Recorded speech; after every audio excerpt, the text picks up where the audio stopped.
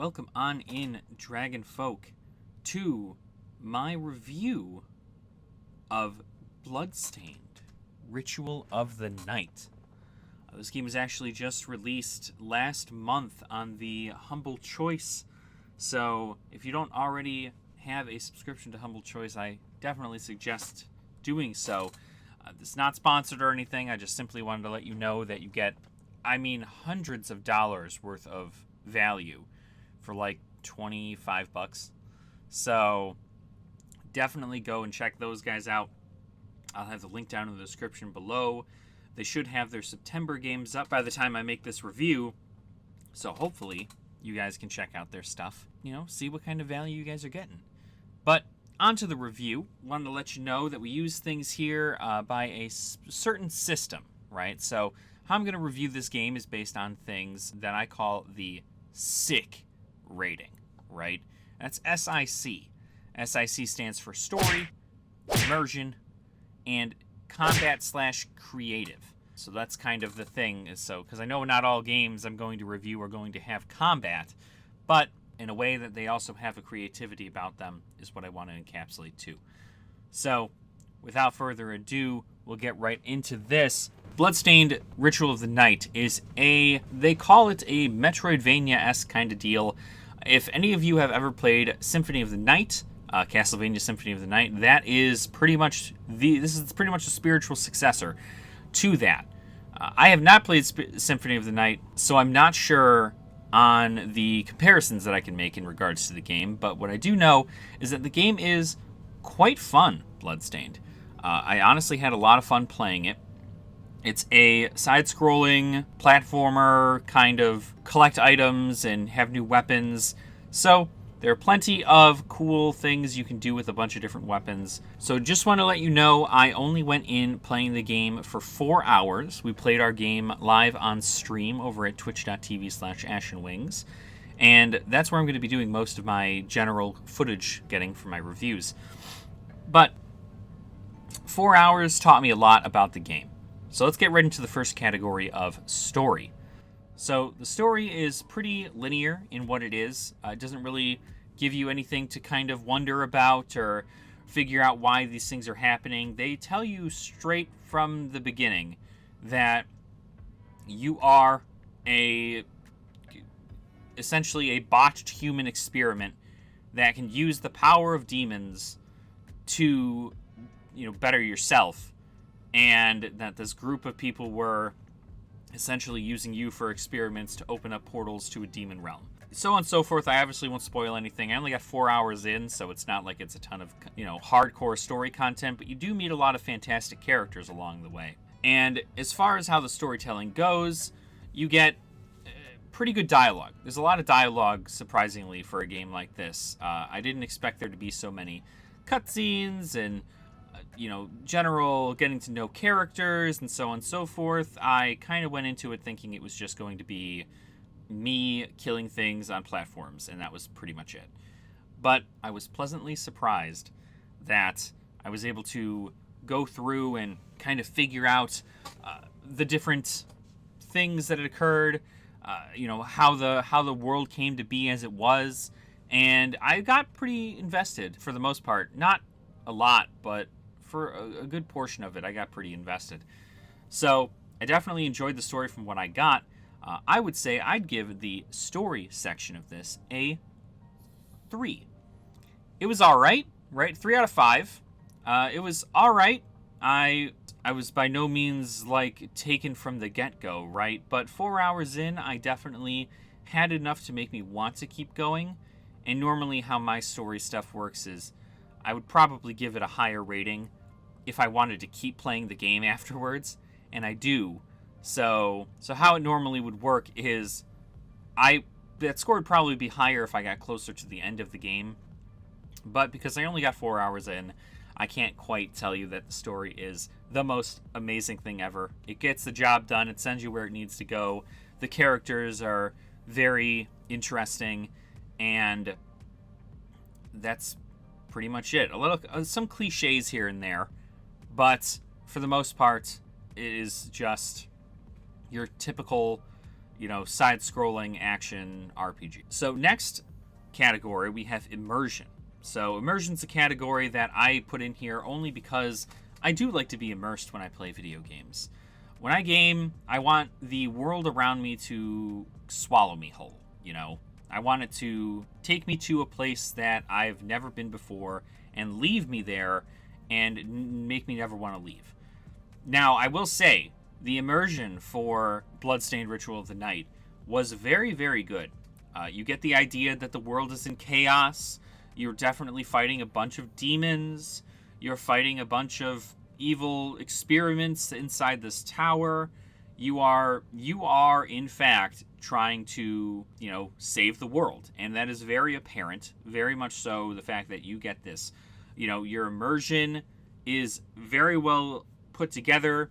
They have this thing in here called the shard system. So the shard system, what that does is you essentially get to have these abilities, and every time you get a shard, it like slams into your body, and I feel like that's pretty. You can obviously turn it off if you don't want that whole cutscene to go off, but for the most part, it's nice to see that it's not just, oh, you got an ability. Like, it physically hurts the character to get these things. A very interesting concept.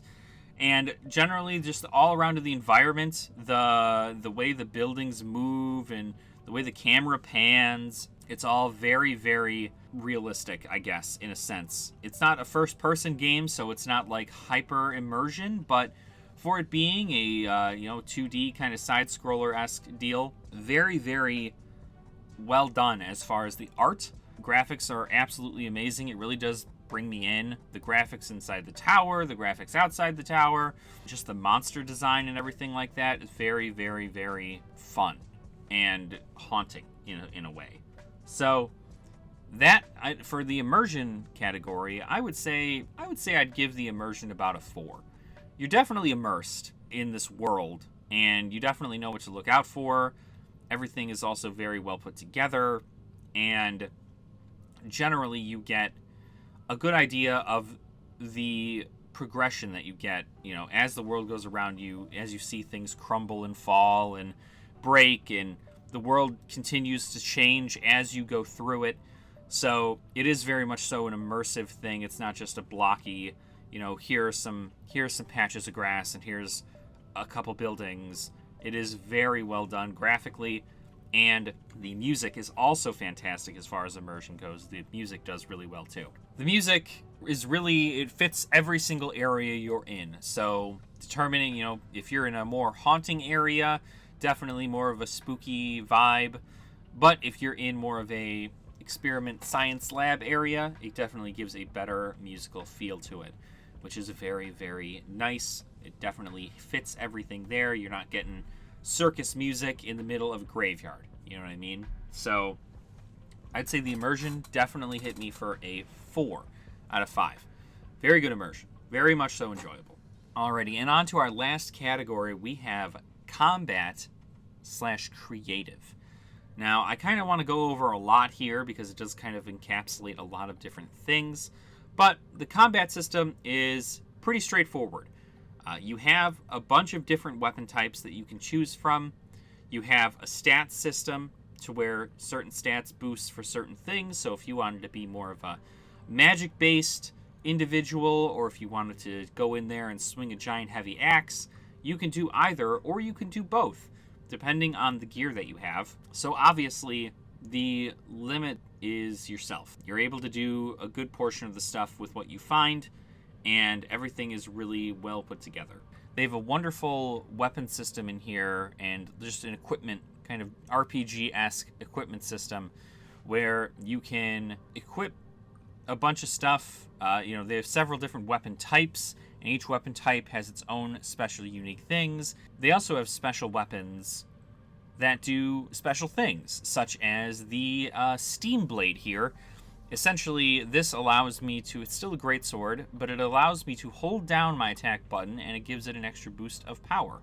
They also have a fantastic crafting system in here, so that way you can sell any shards that you get, and you can upgrade your shards without needing to go out and kill those monsters over and over and over and over again. So there's the ability to upgrade yourself in several different ways just by getting ingredients and getting better weapons and armor. And you also unlock several other things too. Now, a cool thing about this that I personally didn't try out a whole lot is the fact that there are combos to each individual weapon. Now, I know that's a lot of work put in by the devs, and I definitely am appreciative of it, but unfortunately, I didn't really use a whole lot of it. I tried it out a little bit when I had a katana weapon, but I did not really use it for most of my other things, although I could see how they'd be useful.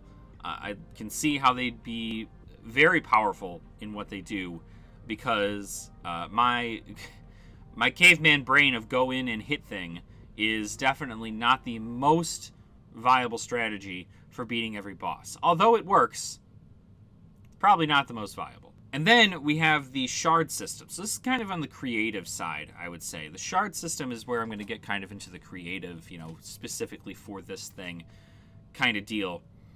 The shard system, what you have is you think of it like a blue mage from Final Fantasy. That anytime you defeat an enemy, that enemy has a chance to essentially emit a shard, right? What that shard will do is then slam right into your body and you will absorb its power. And there are several different types of shards, all doing their own specific things, like, moving around the environment, summoning a familiar, shooting water out of yourself. You can do a ton of stuff with these shards. And obviously you can farm them to the point where you have more than enough shards. You can always get shards, and you can sell shards for money as well. So if you end up having an abundance, and it's, you have a certain shard that's maxed out that you like to use, you don't need to go about getting, you can sell the rest of those shards for money, which is very, very nice. But the cool creative side, at least this is nothing that I experienced in my first 4 hours of playing, so I can't quite say that it is the case, but from the way the NPCs have said it, it's that the more shards you carry on your body, right, essentially the more shards that you get from your enemies, the more corrupted you become.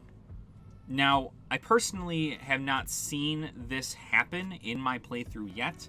I had about, I would say, like 25 some shards at the time, and I'm not sure when it starts to roll over into getting corrupted. But I do know that if that is the case, then you definitely don't want to keep a lot of shards on you. So that's when you start trying to figure out what builds you want to do, what spells you have that are more powerful than others. You want to keep spells on you that will be able to manipulate the environment that you need. You'll also be able to, you're going to want to keep, whatever spells you're going to need to deal the most damage if you're specifically a shard user, I guess you would say. So there's a lot to think about as far as your build. So it's not just hit things, go win. There is a lot to think about. And although in the first 4 hours, most of my combat was just hit things and go in and win, I did die quite a few times to several bosses. So I can't quite say that it was the best strategy. But I do like the creative side of it. I like the fact that you're able to play it however way you want, right? And that means that there's tons of replayability, tons of it.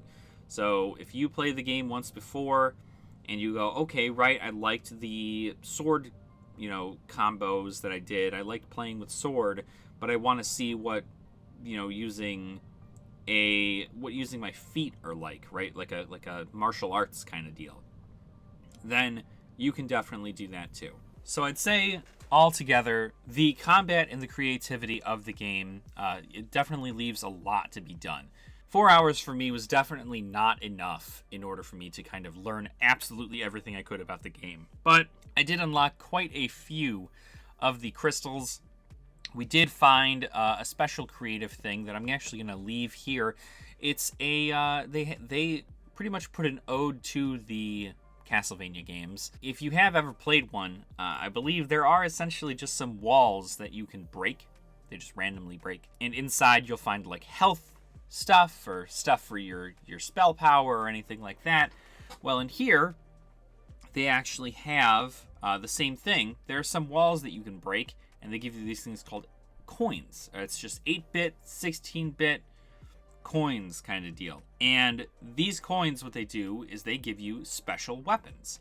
So it is very nice to kind of run into one of these. I ran into one of these just early on in my playthrough, but I did not end up actually knowing what they did until I went back to Johannes, who is your crafter, and found out through him what that is. So very interesting way to kind of give you a nice boost for finding these things. I would say they definitely make the game a bit easier, I'd say, but there is still a sense of difficulty with having the very powerful weapons because you still don't quite know how to use them against every enemy. Very interesting stuff. I love the combat of it. I thought the combat was really great, and I love the creative side of the shards. I thought the shards were a really, really good touch, really nice, and I'd be excited to see what more there is for that.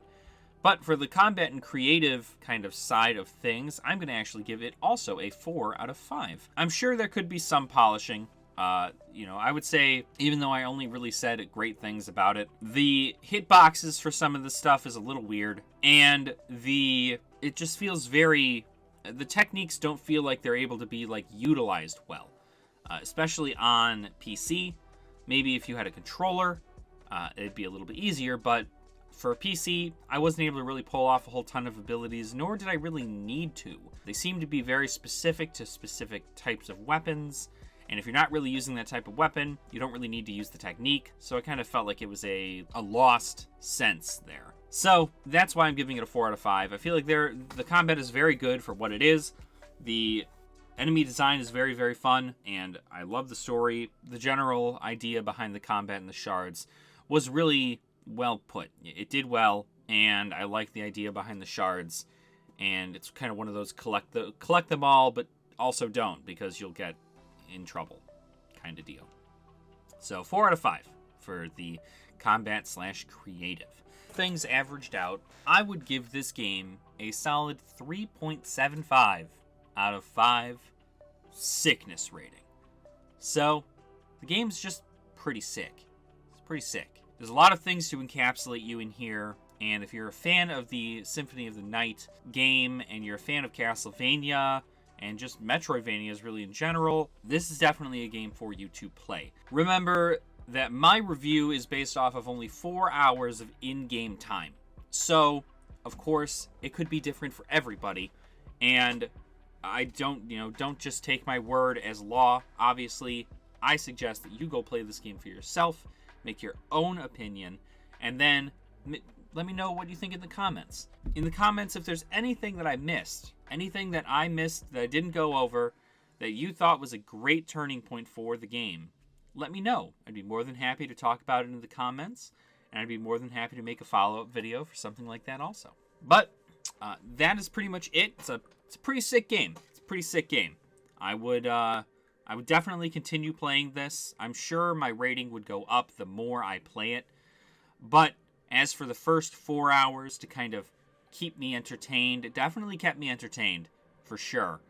And it would continue to keep me entertained probably throughout the rest of it. Although I feel like I couldn't play it for too long of a time, because eventually it does kind of get a tad bit repetitive with having the same monsters spawn over and over and over again, and you having all these different side quests and all these rooms to go through. So definitely one to keep your eye on, but like I said, always make your informed decision for yourself. Don't just go off of my decision. Please make an informed decision for yourself. And you know what? As speaking of informed decisions, I inform you that you should like the video and also subscribe to the channel as well if you guys enjoyed this content. I hope to be bringing you more review content for games in the future. I like to do my playthroughs, but generally a small little review of the game kind of gives it a nice little idea for those of you who are looking for new games to play, what to pick up. Maybe you like it, maybe you don't. And also, let me know what you guys think about the sick rating, the story, immersion, and combat / creative. I would say if there's anything you'd like me to change about that, I certainly could try. I'm not very good with anagrams, so I would have no idea what to choose. But those are the 4 things that stick out to me when I play video games. So I figure that is what the rating system will be based on until I come up with a more clever idea. But until then, thank you all for watching the review for Bloodstained Ritual of the Night. And go pick it up yourself. I know the August Humble Choice is over now, but if you do end up picking it up, you can pick it up on Steam, and you can play it there. It's really, really great, and I honestly really suggest it to those of you who enjoy these kinds of games. I enjoyed it, and these are not always my favorite kind of games, so that really says something a lot about the game itself. But anyway, thank you all so much for watching.